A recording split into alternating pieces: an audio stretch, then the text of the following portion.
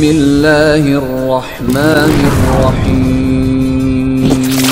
Di segmen berikut kita akan mengetahui tentang fakta penciptaan lalat yang menakjubkan, kisah Semudah Nabi Sulaiman. Ternyata di Indonesia masih ada burung hudhud. Tahukah kalian laba-laba bukan termasuk jenis serangga loh? Inilah 23 hewan yang tercatat di dalam Al-Quran bagian keempat. Jangan kemana-mana, tetap stay tune di channel ini ya. Ayo Kids Talk, channel hiburan dan pengetahuan untuk anak. Halo sahabat Kids, kembali di channel hiburan dan pengetahuan untuk anak. Ayo Kids Talk.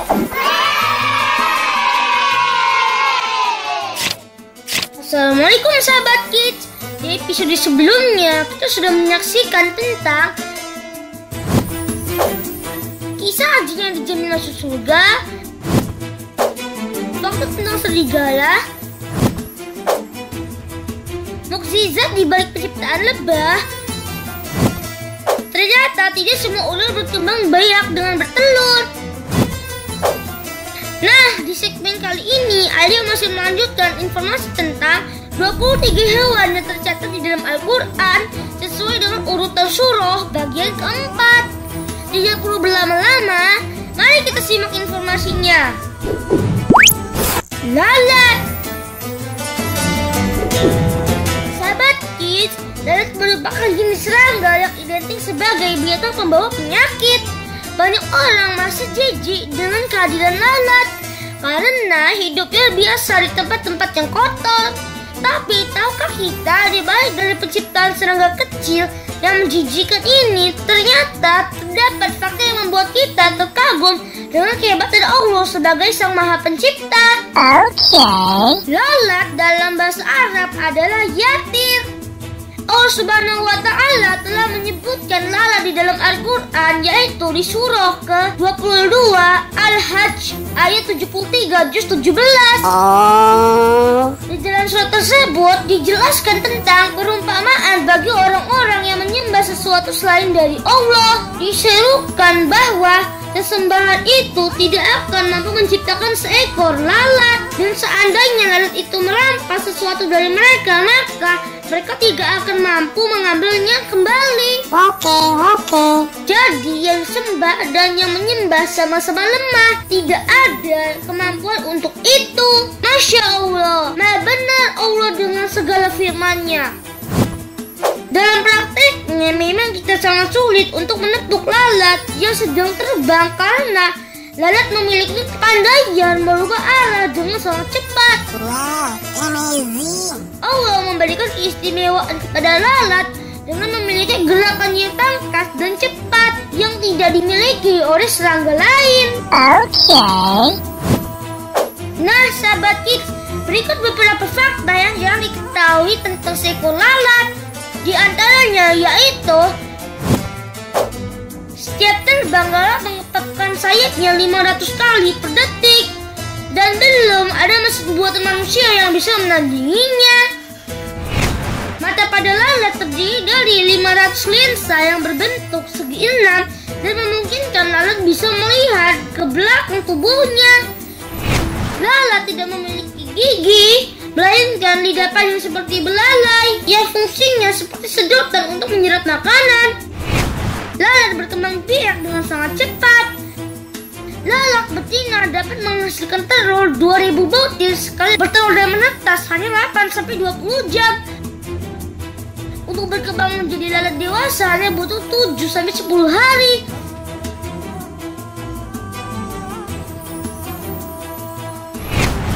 Lalat berkembang biak dengan cepat, tetapi masa hidup lalat cukup singkat, yaitu hanya 15-30 hari, dan kata makan hanya bertahan hidup hingga 2-3 hari. Lalat aktif pada siang hari dan akan istirahat pada malam hari. Lalat berkembang biak di tempat-tempat kotor seperti pada kotoran manusia, tempat sampah, kotoran binatang, hal-hal yang sudah membusuk dan lainnya. Di dunia diperkirakan terdapat 3.880 spesies lalat. Dan di Indonesia terdapat 7 lalat yang paling umum ditemukan di sekitar kita, yaitu lalat rumah, lalat hijau, lalat pasir, lalat buah, lalat limbah, lalat daging, dan lalat kuda. Lalat buang air besar setiap 4-5 menit dan dilakukan di mana saja, sehingga lalat berpotensi membawa sumber penyakit yang paling utama dan berbahaya. Sahabat Kids, apakah kalian pernah mendengar hadis tentang lalat? Berikut hadis tentang lalat yang artinya, jika ada seekor lalat yang terjatuh pada minuman kalian, maka tenggelamkan. Kemudian angkatlah lalat itu dari minuman tersebut, karena pada sayapnya ada penyakit dan sayap lainnya terdapat obat. Hadis riwayat Al-Bukhari.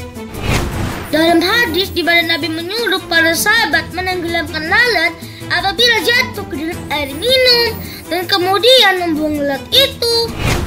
Menurut Dr. Zahlol El-Nager, seorang profesor muslim di bidang sains, telah membuktikan kebenaran tentang hadis tersebut. Masya Allah. Nah, demikian sekilas informasi tentang lalat. Bagi kalian yang suka dengan video ini, kasih like-nya dong. Jazakumullahu khairan. Semut. Tapi jangan lupa, bagi yang belum berlangganan, silakan like, subscribe, dan tekan tanda loncengnya ya. Terima kasih. Semut merupakan salah satu hewan yang diabadikan dalam Al-Quran, bahkan menempati surat tersendiri, yaitu surat An-Naml. Disebutkan di dalam Al-Quran di surah ke-27 An-Naml 18 juz 19. Dalam surat itu dikisahkan tentang Nabi Sulaiman alaihissalam, terkenal sebagai seorang yang sangat cerdas dan kaya raya. Ia memiliki istana yang berkilauan permata. Selain itu, Allah Subhanahu wa Ta'ala menganugerahkan ilmu kepadanya sehingga ia menjadi nabi yang adil, bijaksana, dan cerdas. Selain kekayaan yang berlimpah dan ilmu yang sangat luas, Allah Subhanahu wa Ta'ala memberikan mukjizat lain kepada Nabi Sulaiman, yakni dapat menundukkan angin, laut, dan binatang. Dengan keistimewaan itu, ia dapat berpergian mengendarai angin. Ia juga dapat memerintah jin dan burung untuk membantunya dalam peperangan.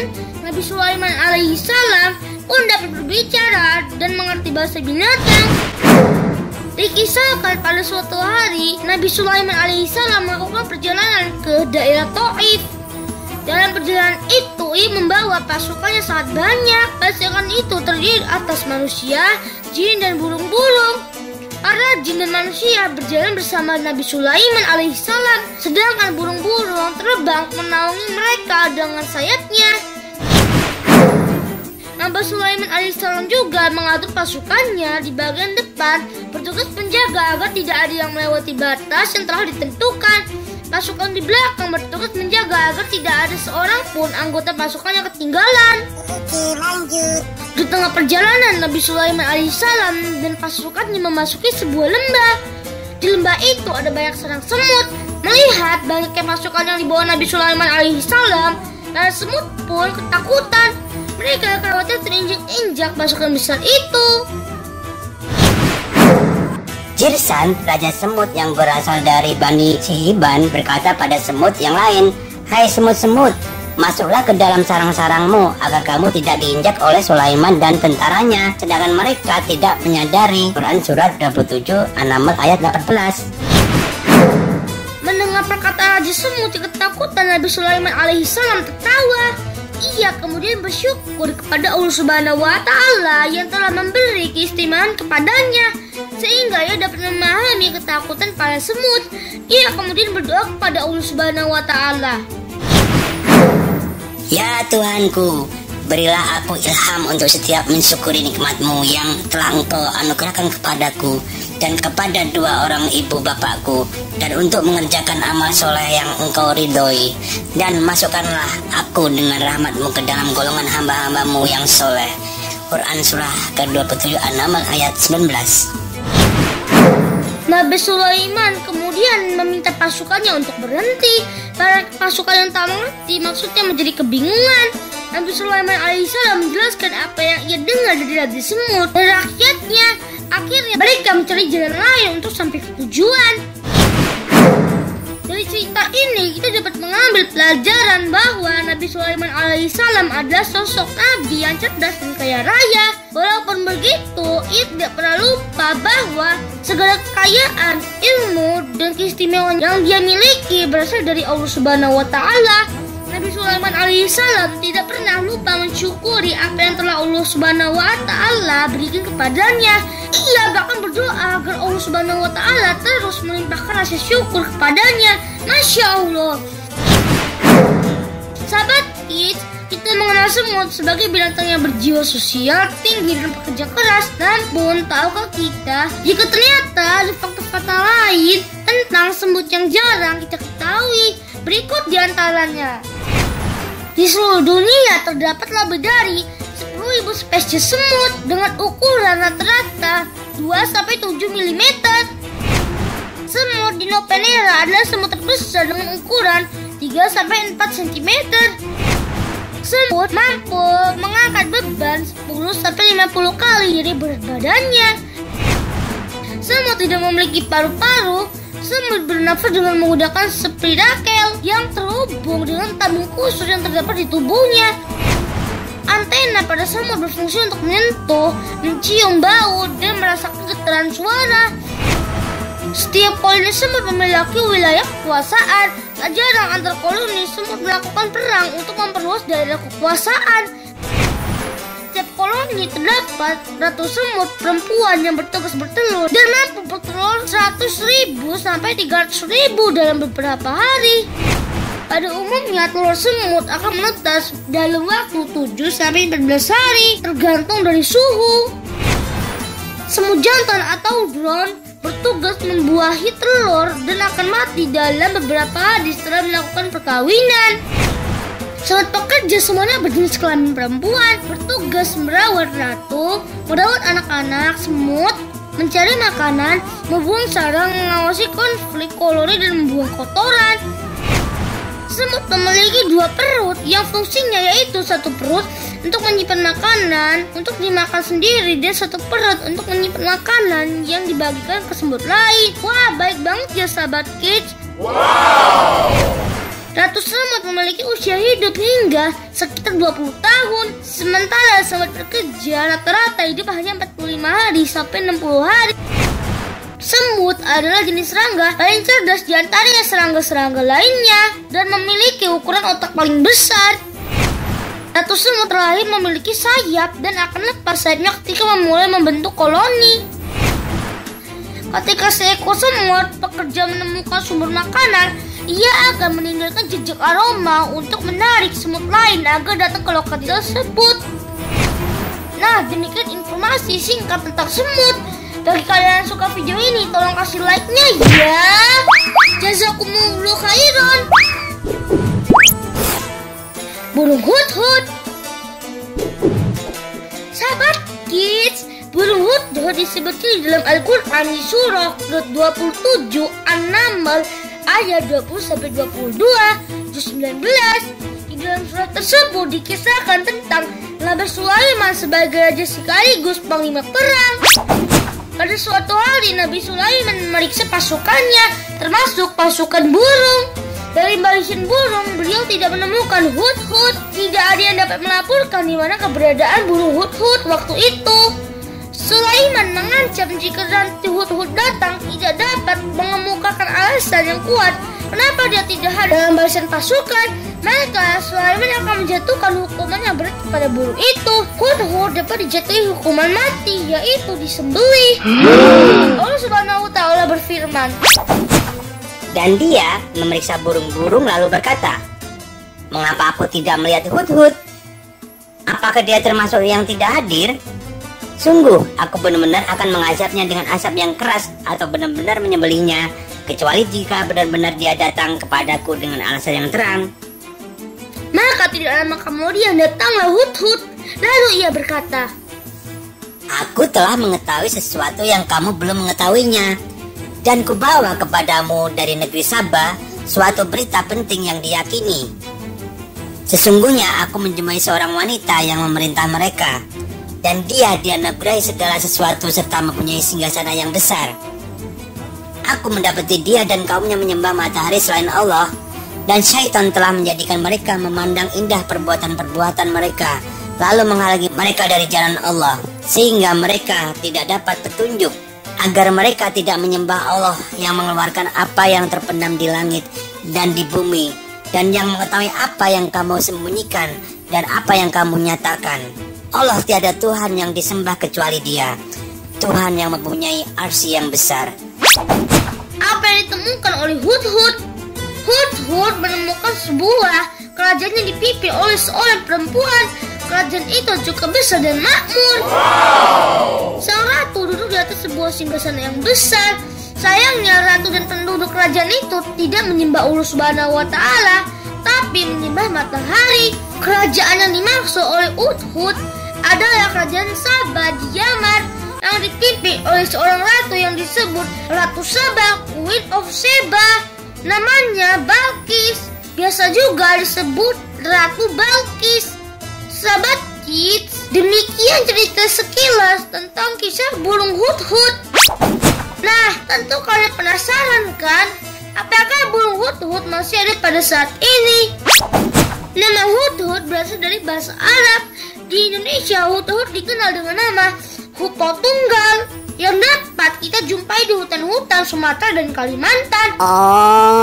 Ciri-ciri burung ini yakni memiliki jambul panjang di kepalanya, warna kepala hingga punggung coklat muda, sedangkan sayap dan ekor putih bergaris hitam. Di Indonesia, Hupo Tunggal termasuk burung langka. Persebaran burung ini meliputi Afrika, Eropa, dan Asia. Burung Hupo atau dalam bahasa Inggris Hoopoe merupakan burung yang aktif di siang hari, mencari makan serangga-serangga kecil seperti ulat, lalang, dan kumbang. Mereka akan bersarang di lubang-lubang pohon bekas sarang hewan lain. Telur Hoopoe berwarna putih, bersih, berukuran kecil. Hoopoe dewasa akan menjaga dan memberi makan anaknya hingga cukup dewasa untuk mencari makan sendiri. Hoopoe memiliki metode pelindungan diri yang unik. Mereka akan melumuri bulu tubuhnya dengan cairan berbau busuk yang dihasilkan oleh kelenjar yang terletak di sekitar kloaka atau dubur. Oh my god. Saat ada pemangsa atau hewan mengganggu, mereka juga dapat menyemprotkan cairan busuk ke area mata si pengganggu untuk mengusirnya. Karena kotorannya itu, bangsa Israel menganggap burung ini sebagai burung yang haram dimakan. Suara burung ini juga tidak indah terdengar seperti huf, huf, huf yang berulang-ulang.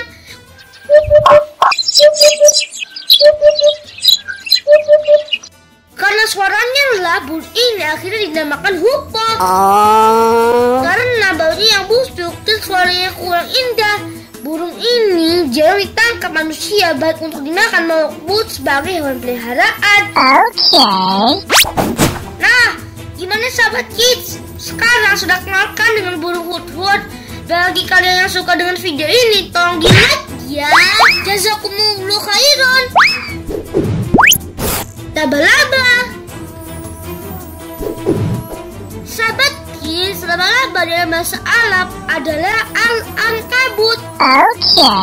Laba-laba diabadikan di dalam Al-Quran menjadi nama surah, yaitu Al-Ankabut. Di surah ke-29 Al-Ankabut ayat 41 juz 20 dengan jelas disebutkan tentang laba-laba yang artinya yaitu perumpamaan orang-orang yang mengambil pelindung selain Allah adalah seperti laba-laba yang membuat rumah. Dan sesungguhnya rumah yang paling lemah ialah rumah laba-laba, sekiranya mereka mengetahui. Di dalam surat tersebut adalah perumpamaan orang-orang yang menjadikan berhala-berhala sebagai penolong selain Allah. Yang mereka harapkan pertolongannya adalah seperti laba-laba yang membuat sarang bagi dirinya agar dapat menjaganya. Namun sarang itu tidak dapat memberikan manfaat sedikit pun ketika ia membutuhkan pelindungannya. Sahabat kids, laba-laba adalah hewan yang berkuku atau arthropoda dengan 2 segmen tubuh, 4 pasang kaki, tak bersayap, dan tak memiliki mulut bangunnya. Bersumber dari Wikipedia, di seluruh dunia kemungkinan terdapat 200.000 spesies laba-laba dan 200 spesies gigitnya dapat membahayakan manusia. Untuk mengenal lebih dekat dengan laba-laba, berikut Ali akan memberikan beberapa fakta unik yang jarang kita ketahui oleh kita semua. Berikut faktanya. Ternyata laba-laba tidak termasuk jenis serangga, insekta, tetapi dalam kelas Arachnida. Perbedaan Arachnida dan insekta yaitu Arachnida memiliki 2 segmen tubuh dan 4 pasang kaki, sedangkan serangga memiliki 3 segmen tubuh dan 3 pasang kaki. Laba-laba tidak memiliki gigi tetapi memiliki taring semu yang fungsinya untuk menyuntikkan racun ke mangsanya. Laba-laba pada umumnya matanya berlensa tunggal sehingga tidak bisa membedakan warna. Dari semua laba-laba membuat jaring untuk menangkap mangsanya, tetapi hampir semua laba-laba mampu memproduksi jaring sutera. Laba-laba merupakan binatang pemangsa bahkan kanibal. Mangsa utamanya adalah serangga. Laba-laba berkembang biak dengan cara bertelur dan telur disimpan di dalam kantung supaya aman dari predator. Ternyata suatu laba-laba sering dimanfaatkan untuk keperluan medis, biasanya untuk menjahit mata. Laba-laba terbesar yaitu Heteropoda maxima memiliki panjang hingga 30 cm. Laba-laba terkecil di dunia adalah patung di gua, ukurannya hanya 0,37 mm sehingga sulit dilihat. Laba-laba Myrmarachne formisaria bisa menyamar menjadi semut. Diving Bell Spider adalah laba-laba yang mampu bertahan di dalam air dalam waktu yang lama. Golden Wing Spider adalah laba-laba yang memiliki cara unik seperti melarikan diri dari pemangsa, yaitu dengan cara menggelinding seperti bola. Laba-laba adalah pembasmi serangga alami. Jika ada laba-laba di rumah kalian, jangan diusir ya, karena dia akan memakan nyamuk, lalat, kecoa, ngengat, atau serangga yang berbahaya lainnya. Laba-laba rumahan akan cepat mati jika ditaruh di luar rumah. Laba-laba memakan jaring mereka sendiri untuk mendaur ulang. Nah, sahabat kids, itulah sekilas informasi tentang laba-laba. Bagi kalian yang menyukai video ini, jangan lupa kasih like-nya ya. Jazakumullahu khairan.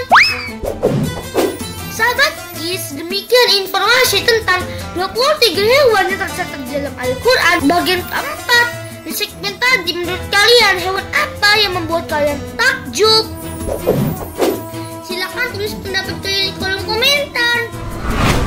Dan jika dirasa konten ini bermanfaat bagi kalian, silakan beritahu video ini ke teman-teman dengan cara share melalui media sosial kalian ya. Sahabat kids, sekarang sudah tiba waktunya untuk mengakhiri segmen kali ini. Jangan lupa like, subscribe, dan aktifkan tanda lonceng supaya kalian bisa mendapatkan informasi video terbaru dari channel ini. Karena di channel ini banyak konten yang bermanfaat bagi sahabat semua. Sampai jumpa di video berikutnya. Thank you. Wassalamualaikum.